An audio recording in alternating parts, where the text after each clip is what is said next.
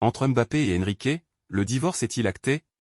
Suivez. Vous, là, c'est un peu votre métier, là, quand vous voyez ça, là. Vous Oui, dites mais quoi? C'est un divorce? Je dis quelque part. Oui, il y a un divorce. Mais pour moi, il n'est pas entre l'entraîneur et le joueur. Il est entre le joueur et le club. L'entraîneur, il n'est qu'un moyen, là, au milieu. Et il porte maintenant l'esprit du club. L'esprit du club, il n'est plus là. Il va partir. Il a annoncé qu'il ne resterait pas. Il ne fait plus partie de l'équipe. En plus, Kylian le confirme. Il est payé quand même. En faisant ce qu'il... Mais il est payé. Mais il va continuer à jouer. Ce que dit Greg est vrai. Il va continuer à jouer les 3 mois. S'il se qualifie en Coupe d'Europe et les matchs de Coupe de France, il fera les matchs. Il a envie il sera présent et l'entraîneur le fera jouer.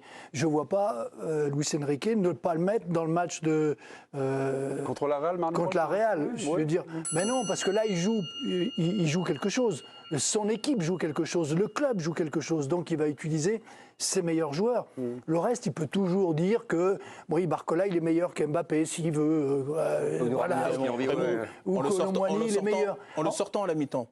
En le sortant alors que... je demande audience. Ah, vous demandez audience. Je demande audience. Pardon. Elle n'est pas encore accordée parce que je n'avais pas fini. Pardon. J'attends la fin. Le président va trancher. Il faut que je tranche. Il faut que je donne raison à l'un à l'autre. Non, parce que je confirme, moi, le divorce, c'est entre le club et le joueur, pas l'entraîneur. L'entraîneur n'est qu'un moyen au milieu. Je demande juste audience. Est-ce que vous l'acceptez, président? Allez. Oui, merci, vous êtes magnanime. Président, voilà, votre cas de la hauteur. Non, moi, j'entends effectivement, on sent que c'est au-delà de Luis Enrique et que Luis Enrique exécute quelque chose qui est dans l'air. C'est-à-dire qu'effectivement, le club n'a certainement pas digéré ce qui s'est passé. Et comme on dit, les Qataris, tu ne les quittes pas. C'est eux qui te quittent, mais tu ne les quittes pas. Là, c'est Kylian Mbappé qui les quitte. Mais quand même, je trouve qu'il le fait avec beaucoup de zèle. Parce que contre Rennes, tu es mené. Évidemment, tu es mené, tu sors ton meilleur joueur, ça tombe sous le sens.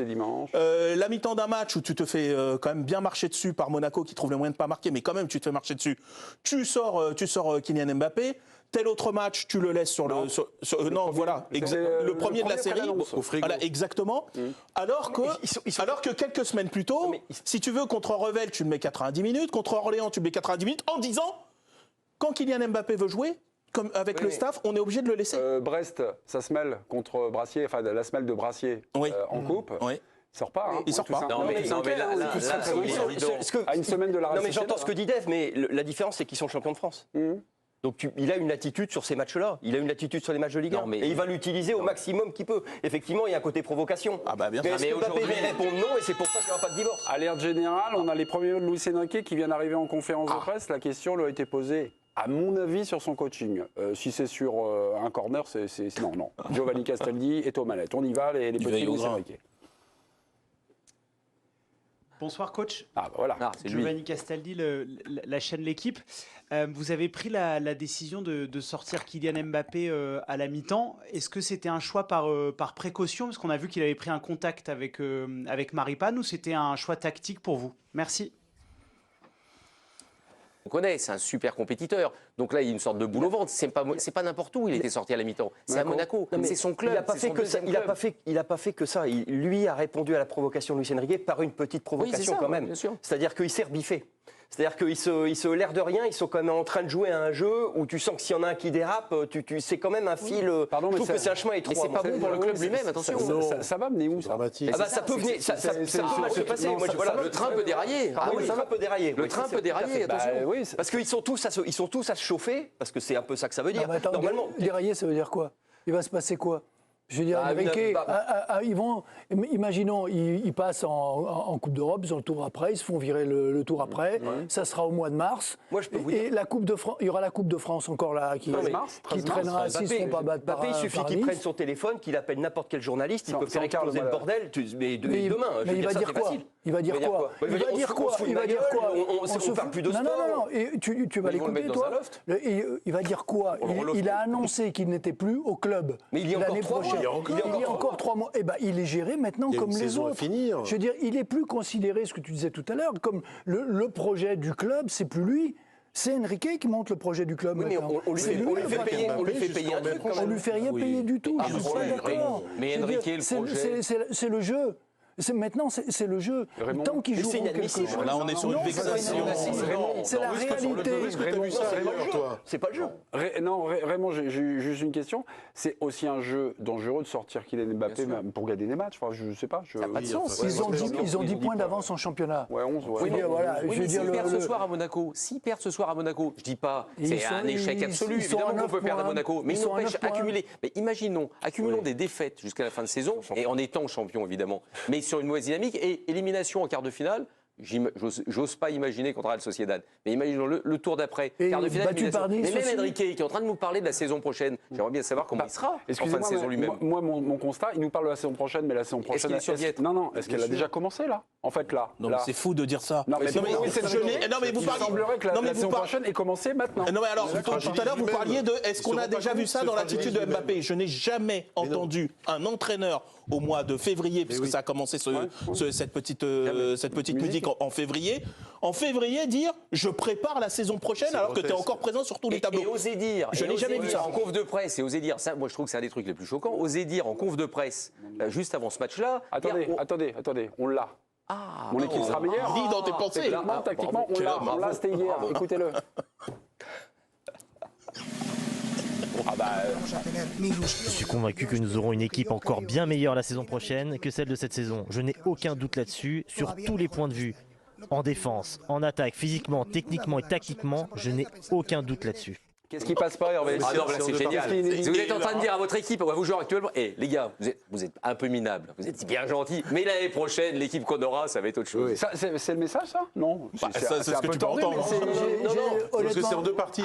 J'essaye de le défendre le plus possible. Oui, mais là, non. Mais là, j'ai du mal.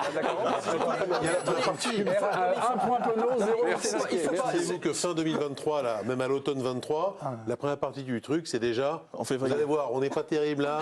C'est vrai qu'on fait des trucs pas bien, mais en février-mars, maintenant, vous allez voir ce que vous allez voir. Ça va vraiment dépoter. Et maintenant, on est en février-mars. Non mais ça compte plus là. Tout se joue d'habitude en fin de saison pour tous les clubs, tous les grands clubs. Il y a la Ligue des Champions, on est encore en lice. Il y a la Coupe de France, on est en quart le 13 mars contre Nice. On est en championnat, bon, on peut aussi avoir quelques objectifs quand même. Non mais tout ça, c'est balayer d'un revers de main. Ce qui compte, c'est la saison prochaine.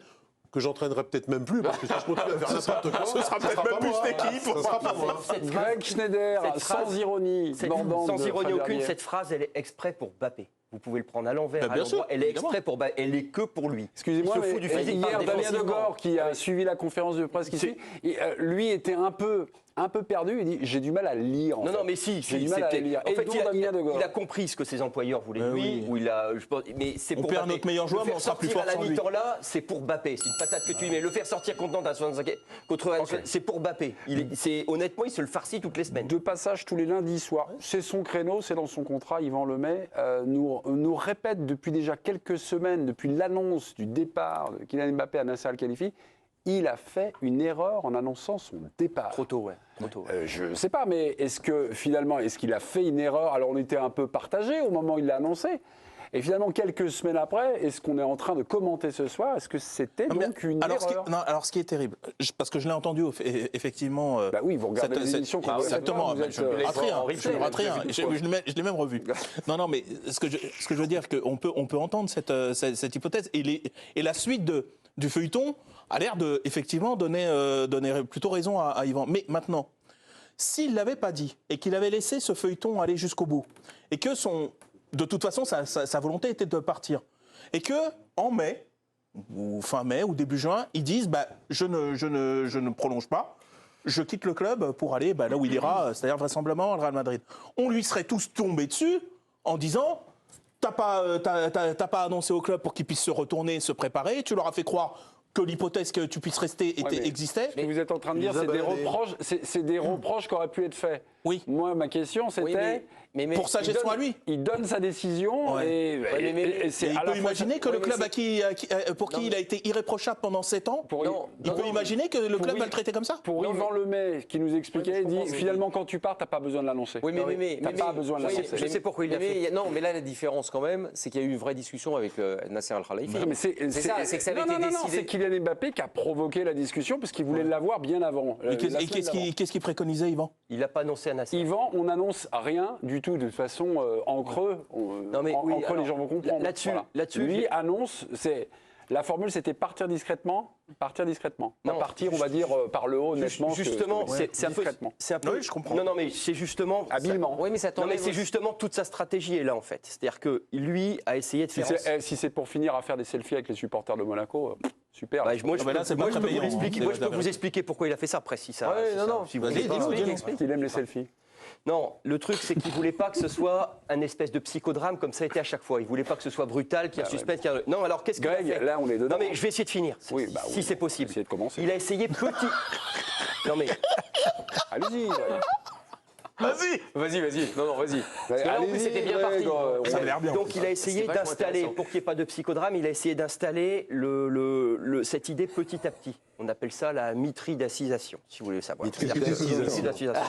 C'est-à-dire que d'abord il communique pas, ensuite il dit rien, ensuite il laisse comprendre que, ensuite il y a un peu de off, ensuite il dit je quitte le club, ensuite ça va être officiel et enfin il y aura le Real Madrid. C'est-à-dire que c'est une étape après après, l'autre il est sur le pour banc pas de qu'il y ait cette Monaco, espèce d'effet par rapport aux supporters, pour pas que tout le monde se retourne contre lui. Donc il a essayé de le faire progressivement pour habituer les gens. Par exemple, début janvier, il fait un truc avec Prime Video, mes plus beaux buts en championnat de Ligue 1. Donc il installe un petit côté rétrospectif. Il a essayé en tout cas. Il a tort, il a raison, mais il a essayé, c'est ça qu'il a essayé de faire. Sur Prime, il est joueur du mois, c'était contractuel. Il était obligé de parler. Non, il a fait un truc sur mes plus beaux buts en Ligue 1. C'est Oui, pas la c'est vrai. vérité. Il aurait très bien pu faire juste une interview. C'est pas Et si il a fait ça. sous-entendu, je me tourne vers. Voilà. Non, c'est vrai, c'est Voilà, un vrai mais choix bien de sûr, faire écoutez, autrement. si je vous dis ça. Donc en fait, il a essayé d'installer pour pas qu'il y ait de choc ou de psychodrame. Voilà. D'accord. En tout cas, il a peut-être Non, tort, mais peut-être qu'ils vont les mêmes raisons. Non, mais c'est il ce faut qu'il pas essaie de faire. oublier. Il faut pas oublier. En tout cas, d'où on